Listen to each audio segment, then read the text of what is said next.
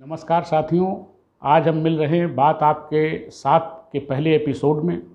आज हम बात करेंगे वैक्सीनेशन की। यदि आप उत्तर प्रदेश के निवासी हैं तो ये वीडियो आपके लिए काफ़ी फ़ायदेमंद होने वाला है और वैक्सीनेशन से संबंधित सभी जानकारी के लिए बने रहिए हमारे साथ।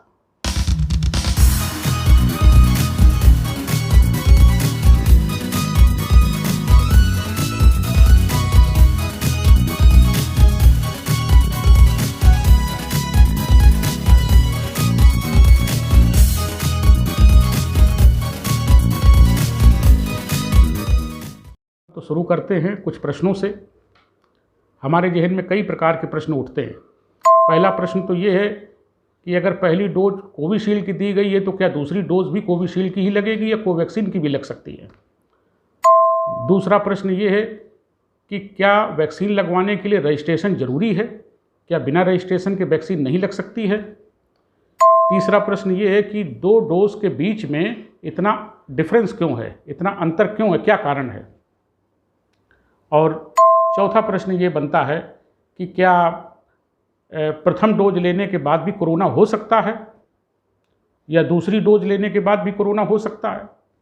और अंत में एक प्रश्न बड़ा ज्वलंत खड़ा होता है कि जो लोग अल्कोहल लेते हैं क्या उनको वैक्सीन लगवानी चाहिए।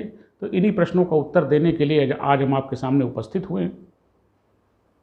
आइए आपके प्रश्नों का उत्तर देने से पहले हम वैक्सीनों का परिचय कर लें। दरअसल हमारे भारत में निर्मित दो वैक्सीन हैं जो इस समय भारतीय नागरिकों को लगाई जा रही हैं। पहली है कोवैक्सीन, दूसरी है कोविशील्ड। तो सबसे पहले कोवैक्सीन का परिचय कर लेते हैं। दरअसल इसमें भारत सरकार का ये कहना है कि ये कोवैक्सीन जो है ये प्योर मेड इन इंडिया है। इसकी रिसर्च भारत में हुई है और इसका निर्माण भी भारत में हुआ है।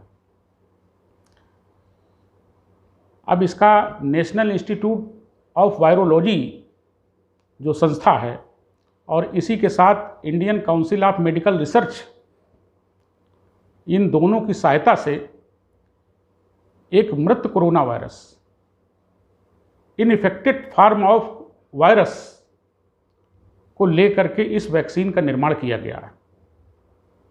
जब ये वैक्सीन सिरिंज के माध्यम से ये शरीर में प्रवेश कराई जाती है पहली डोज, तो ये हमारे शरीर को जब ये पहुंचती है तो उसमें जो हमारे शरीर का इम्यून सिस्टम है वो उस इनफेक्टेड वायरस की पहचान करता है और हमारे शरीर में एंटीबॉडी को एक्टिवेट करता है, एंटीबॉडी का निर्माण होने लगता है। ये पहली डोज में मतलब शुरुआत इसकी होती है। ये अब जानते हैं कोविशील्ड के विषय में। दरअसल कोविशील्ड के निर्माण का जो फार्मूला है वो विदेशी है, लेकिन इसका निर्माण भारत में हुआ है। ऑक्सफोर्ड यूनिवर्सिटी और एस्ट्राजेनेका ने एक फार्मूला वहाँ से भारत ने लिया है और सीरम इंस्टीट्यूट ऑफ इंडिया ने इसको बनाया है और वही इसकी भारत में मार्केटिंग कर रहा है। अब दरअसल ये फार्मूला क्या है, अभी मैंने कोविशील्ड में आपको बताया कि इनफेक्टेड फॉर्म ऑफ वायरस है, लेकिन इसमें जो साधारण सर्दी जुकाम है तो साधारण सर्दी जुकाम का जो वायरस होता है उसको मॉडिफाई किया गया और उसे एक कोरोना वायरस का रूप दिया गया है ये भी इनफेक्टिव। तो जो साधारण जो सर्दी जुकाम में जो एडिनो वायरस होता है, जिसे हम एडिनो वायरस के नाम से जानते हैं, उसी को मॉडिफाई करके उसको कोरोना वायरस टाइप का बनाया गया है। भारत में इसे सीरम इंस्टीट्यूट ऑफ इंडिया द्वारा बनाया गया और वही इसकी मार्केटिंग भारत में कर रही है। हाँ, तो इन दोनों वैक्सीनों में कौन कितनी प्रभावशाली है, किससे कितना बचाव है, तो इंटरनेशनल रिसर्च में ये पाया गया है कि कोवैक्सीन की दोनों डोज लेने वाले व्यक्ति जो हैं वो 81% तक कोरोना वायरस से सुरक्षित हैं और कोविशील्ड की दोनों डोज लेने के बाद जिन लोगों ने ली है वो 90% तक सुरक्षित हैं। यानी एक शब्द आता है एफिकेसी। एफिकेसी का मतलब ये होता है कि कुछ सर्वे किए गए, कुछ लोगों को जिनको कोई वैक्सीन नहीं दी गई है और एक तरफ वो लोग हैं जिनको कोवैक्सीन दी गई है, तो उनमें कितनों के कोरोना वायरस के वो शिकार हुए। तो जिनको वैक्सीन नहीं दी गई है उनकी तुलना में जिनको दी गई है वो 81% लोग कोरोना वायरस उनको नहीं हुआ, वो सुरक्षित पाए गए। तो इसी प्रकार से कोविशील्ड का भी सर्वे हुआ, तो उनमें जिनको कोविशील्ड दी गई है वैक्सीन वो 90% लोग कोरोना वायरस से सुरक्षित पाए गए। अब रहे 10% कोविशील्ड में और 19% कोवैक्सीन में। तो ऐसे लोगों को अगर कोरोना हो भी जाता है तो उन्हें अस्पताल में भर्ती होने की ज़रूरत नहीं है, वो साधारण दवा से ही अपने घर में ही वो ठीक हो जाएंगे। अब दूसरा प्रश्न ये उठता है कि यदि पहली डोज कोवैक्सीन की लगी है तो क्या दूसरी डोज कोवैक्सीन की ही लगेगी या कोविशील्ड की लग जाए तो कोई फ़र्क नहीं पड़ता। तो साथियों, मैं बताना चाहता हूँ कि ये बहुत विशेष ध्यान देने की बात है कि अगर पहली डोज आपकी कोवैक्सीन की लगी है तो दूसरी डोज भी आपकी कोवैक्सीन की ही लगेगी। उसमें जो लगाने वाला व्यक्ति है अस्पताल में वो उसमें आपको पर्चा बना के देगा, उस पर्चे में वो लिखेगा कि कौन सी वैक्सीन लगी है। तो जब आप अगली बार जाएंगे तो उसमें कोवैक्सीन आपके लगी है, और अगर कोविशील्ड की पहली डोज लगी है तो दूसरी डोज भी कोविशील्ड की ही लगेगी। इस बात को ध्यान रखना है। अब अगला प्रश्न ये है कि दो वैक्सीन के बीच में इतना डिफरेंस क्यों है, दो डोज के बीच में इतना डिफरेंस क्यों है।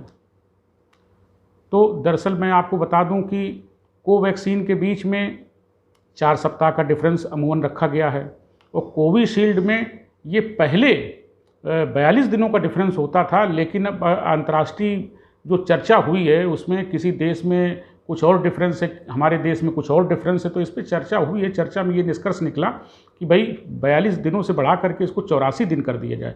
तो कोविशील्ड जो दो डोज के बीच में जो डिफरेंस है, अंतर है समय का, वो 84 दिनों का अंतर है। तो ये अंतर इसलिए किया गया है क्योंकि कोवैक्सीन हो या कोविशील्ड हो, जब पहली डोज दी जाती है तो वो पहली डोज जब शरीर में हमारे प्रवेश करती है तो हमारा इम्यून सिस्टम उसमें उपस्थित वायरस की पहचान करता है और हमारे शरीर की एंटीबॉडी को एक्टिवेट करता है। तो एक्टिवेट ऐसा नहीं है कि जैसे ही आपने सिरिंज लगाया तो तुरंत एंटीबॉडी एक्टिवेट हो गए, उनको एक्टिवेट होने में समय लगता है, और कम से कम 15-20 दिन का समय लग जाता है उसमें कोवैक्सीन में। और इसी प्रकार से कोविशील्ड में वो धीरे धीरे एंटीबॉडी डेवलप होते हैं। इसलिए ये डिफरेंस दो डोज के बीच में दिया जाता है कि एंटीबॉडी पूरी तरीके से डेवलप हो जाए। अब अगला प्रश्न ये है कि क्या पहली डोज लेने के बाद भी कोरोना हो सकता है।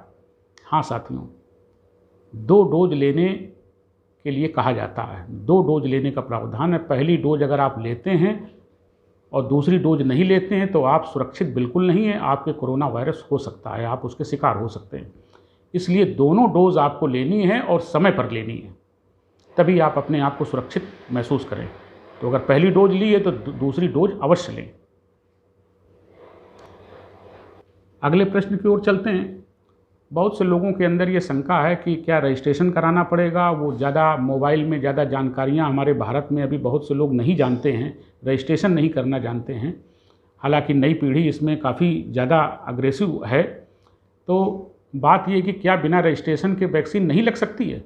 साथियों, मैं आपको बता दूं कि हमारे उत्तर प्रदेश में माननीय योगी जी ने ये व्यवस्था कर रखी है कि अगर किसी का रजिस्ट्रेशन नहीं भी है और वो अस्पताल आकर के अपना आधार कार्ड दिखा देता है तो डॉक्टर को वैक्सीन लगानी पड़ेगी।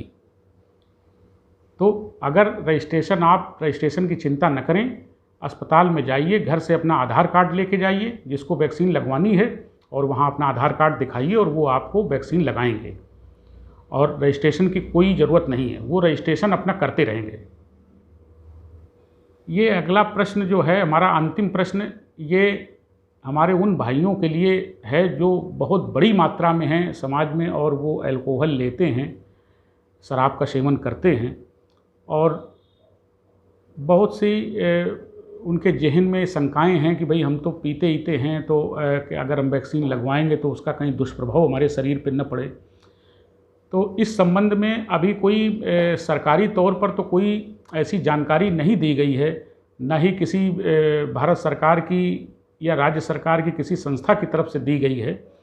लेकिन जो जानकार लोग हैं तो उनको उनसे जानकारी लेने के उपरांत मैं, चूँकि बहुत बड़ी संख्या है पीने वालों की, तो इस पर मैं थोड़ा सा ऐसे लोगों को भी सजेस्ट करना चाहूँगा कि देखिए, पीने वालों की और ना पीने वालों की कई कैटेगरी हैं। एक तो वो लोग हैं जो शराब का सेवन बिल्कुल नहीं करते। जो लोग बिल्कुल नहीं करते हैं उनके लिए तो कोई दिक्कत ही नहीं है, वो तो लगवा सकते हैं वैक्सीन, कोई प्रॉब्लम नहीं है। अब जो पीते हैं वो किस किस तरीके से पीते हैं। बहुत से लोग ऐसे हैं जो कभी कभार पी लेते हैं, जैसे 8 दिन में पी लिया, 10 दिन में पी लिया, कभी इच्छा हुई ले लिया। ऐसे लोगों के लिए भी कोई समस्या नहीं है वैक्सीन लगवाने में। अब कुछ लोग ऐसी कैटेगरी में भी आते हैं जो हफ्ते में 2-3 बार लेते हैं, या कुछ ऐसी कैटेगरी में आते हैं कि वो प्रतिदिन लेते हैं। तो देखिए, अल्कोहल तो स्वास्थ्य के लिए नुकसानदेह है ही और हर हालत में है। तो जो लोग हफ्ते में 3-4 दिन शराब का सेवन करते हैं या प्रतिदिन शराब का सेवन करते हैं, ऐसे लोगों के विषय में मेरा ये कहना है कि जिस दिन आप डोज लगवाने जाइए, वैक्सीन लगवाने जाइए, कम से कम उसके 1 दिन पहले शराब का सेवन बिल्कुल न करें। यानी जिस दिन लगवाने जा रहे उसके 1 दिन पहले, क्योंकि रिसर्च में ये पाया जाता है कि जब किसी व्यक्ति की जांच होती है, कोई एक्सीडेंट हो जाता है, तो अगर वो शराब के नशे में है पाया जाता है, तो शराब अगर पिए तो 24 घंटे उसके शरीर में शराब का नशा अंदर उसके तत्व पाया जाता है शराब का।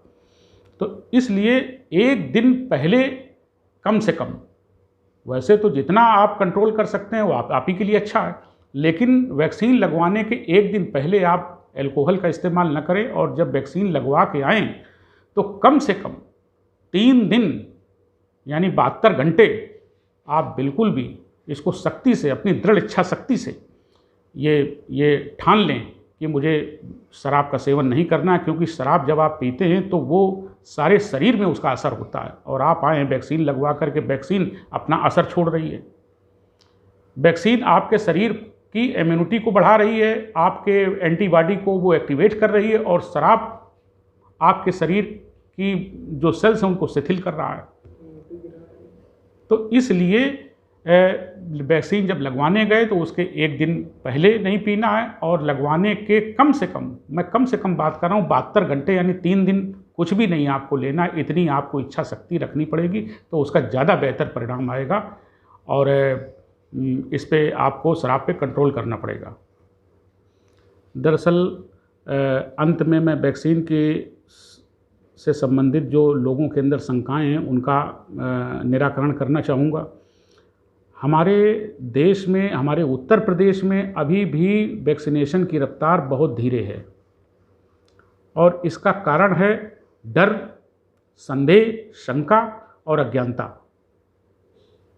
तो ये देखिए, मेरे अंदर भी शंका थी, मैं झूठ क्यों बोलूं, मेरे अंदर भी शंका थी, क्योंकि मीडिया में तमाम ऐसी खबरें आती रहती हैं कि भाई वैक्सीन लगवाई, वो आदमी एक्सपायर हो गया, वैक्सीन लगवाई, उनको अस्पताल में भर्ती होना पड़ा, ये है वो है।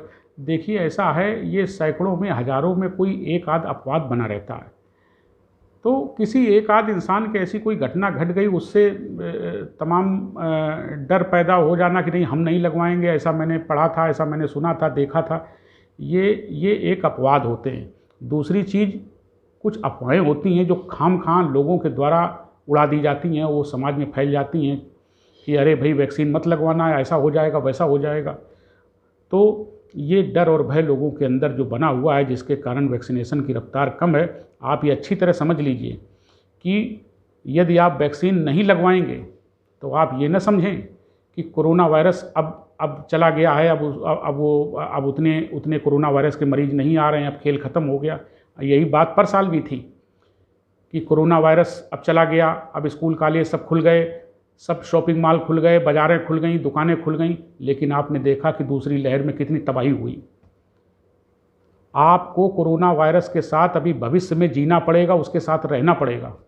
और यदि आप वैक्सीन नहीं लगवाएंगे तो आप ये मान के चलिए कि सुरक्षित नहीं है। अभी आप दूसरी लहर में आपने देखा कि ऐसा कोई व्यक्ति नहीं होगा जिसने अपने या तो परिवार का कोई व्यक्ति खोया है या अपने कोई सगा संबंधी खोया है। ऐसा कोई व्यक्ति नहीं होगा जिसने अपना कोई व्यक्ति निकट का खोया न हो।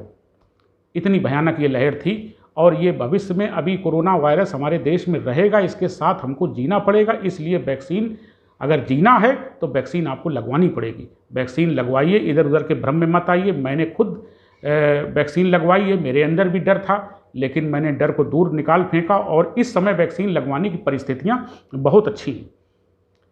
अब चूँकि लहर का प्रभाव उतना नहीं रहा, अब इस समय वैक्सीन लगवाइए और दूसरा वैक्सीन लगवा के आएँ तो बार बार बाहर मत निकलें, घर के भीतर रहें, और ताकि आपके शरीर में जो इम्यूनिटी है, जो इम्यून सिस्टम जो अंदर ठीक हो रहा है वैक्सीन की डोज लेने से, एंटीबॉडी जो डेवलप हो रहे हैं वो ज़्यादा से ज़्यादा डेवलप हो सके। जितने ज़्यादा से ज़्यादा एंटीबॉडी डेवलप होंगे उतने ही आपका इम्यून सिस्टम मजबूत होगा, आपकी इम्यूनिटी बढ़ेगी। हाँ साथियों, तो ये थे आपके सवालों के जवाब। यदि इसके अलावा भी कोई आपके दिमाग में सवाल उठ रहा है तो उसे कमेंट सेक्शन में अवश्य लिखें, हम उसका जवाब देने का प्रयास करेंगे। और ये वीडियो मैंने अपने समाज के और उत्तर प्रदेश के लोगों के दिमाग में जो डर है उसको दूर करने के लिए ये वीडियो मुझे बनाना पड़ा। मुझे ऐसा एहसास हुआ कि नहीं, मुझे इस पर वीडियो बनाना चाहिए। तो आपका चैनल है स्टडी टाइम, और हो सके तो चैनल को सब्सक्राइब कर दें। तो साथियों नमस्कार।